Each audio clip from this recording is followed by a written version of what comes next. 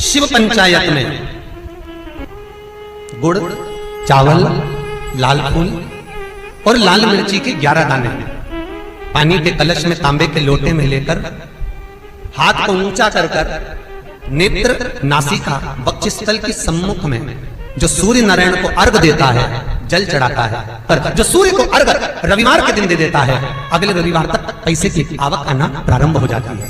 जो आज तक फोन नहीं उठाता वो फोन उठाना चालू कर देता है हमारे। शिव महापुराण की कथा कहती है, आप अगर विश्वास रखे हो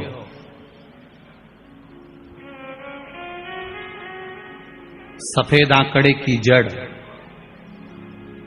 जिस नारी का संतान नहीं हो, गर्भ नहीं ठहरा हो, सफेद आंकड़े की जड़, जिस देव अधिदेव महादेव की कथा जिस तुम्बरुका जी ने श्रवण कराई है, शंकर भगवान जिनके सामने बैठकर शिव पुराण की कथा सुन रहे हैं, उन तुम्बरुका जी का नाम लेकर शिवलिंग पे से 21 बार घुमाकर मंदिर में ही कमर पर 7वें दिन रजस्वला धर्म के जो बांध लेता है और एक पीपल का पत्ता अवधूतेश्वर महादेव का नाम लेकर शंकर पर चढ़ाकर उसको गाय के दूध में उकाल कर रात्रि को दोनों पति पत्नी अगर पीकर सोते हैं, 3 महीने में भगवान भोलेनाथ उसकी गोद भर देते हैं। ये शिव तत्व है।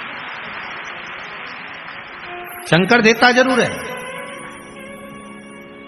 माता अंजना के यहां स्वयं शिव महापुराण की कथा कहती है, स्वयं शास्त्र वर्णन करता है, माता अंजना माता के गर्भ से संतान नहीं हुई। 42 वर्ष की माता अंजना हो गई थी और 42 वर्ष की होने के बाद भी माता अंजना के गर्भ से संतान नहीं थी। जब संतान नहीं हुई तब बार बार निवेदन करा महाराज केसरी से, तब नहीं संतान हुई तब अपने पिता से जाकर निवेदन करा, पिताजी गौतम बाबा से निवेदन करती है माता अंजना कि मेरे गर्भ से संतान नहीं, मुझे औलाद नहीं, क्या करूं? तब गौतम बाबा ने कहा एक पार्थिव शिवलिंग का निर्माण करो, मिट्टी का शिवलिंग बनाओ, उसकी पूजन करो। और माता अंजना उस मिट्टी के शिवलिंग के पूजन में ऐसी लीन हो गई कि मिट्टी का शिवलिंग का निर्माण करती, पूजन करती। एक बार देवाधिदेव महादेव ने कह दिया, जाओ पार्वती जरा जाकर पूछो कि अंजना को चाहिए क्या, अंजना माता को चाहिए क्या। अच्छा, सारे देवताओं को सबसे ज्यादा टेंशन देवाधिदेव महादेव से रहता है, क्योंकि ये बिना सोचे बिना समझे किसको क्या दिया है कोई भरोसा ही नहीं होता।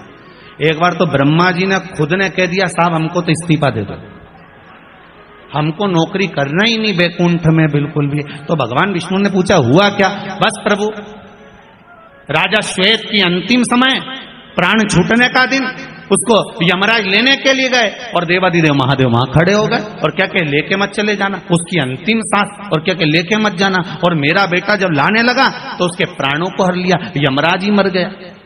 फिर मेरी पोती गई मृत्यु देवी, उससे कहा उठा ला राजा श्वेत को। वो राजा श्वेत को जैसी मृत्यु देवी ने फांस डाली, भगवान शंकर ने उसको भी मार दिया। अब बताओ, सूर्य नारायण भगवान बोले कि मेरा बेटा भी मर गया, मेरी पोती भी मर गई, अब बताओ क्या करें? तो भगवान ब्रह्मा जी ने शंकर जी से जाकर कहा, भोलेनाथ ये आपकी आदत बहुत गलत है, जब इसको मरना था तो आपने क्यों बचाया? शंकर जी बोले मेरे मंदिर में बैठा था, जगह तो देखो कि कहां बैठा है।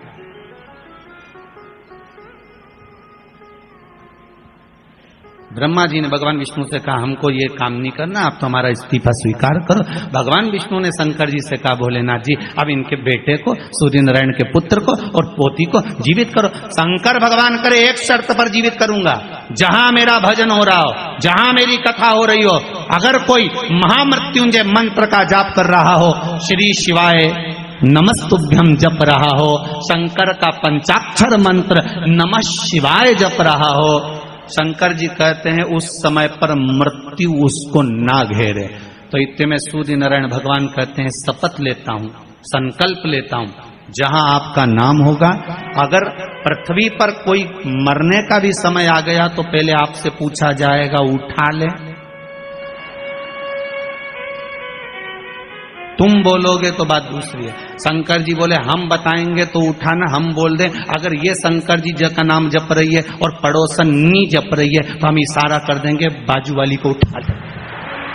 तुम टेंशन मत लेना, तुम तो शिव जपो। अब क्या सोचना,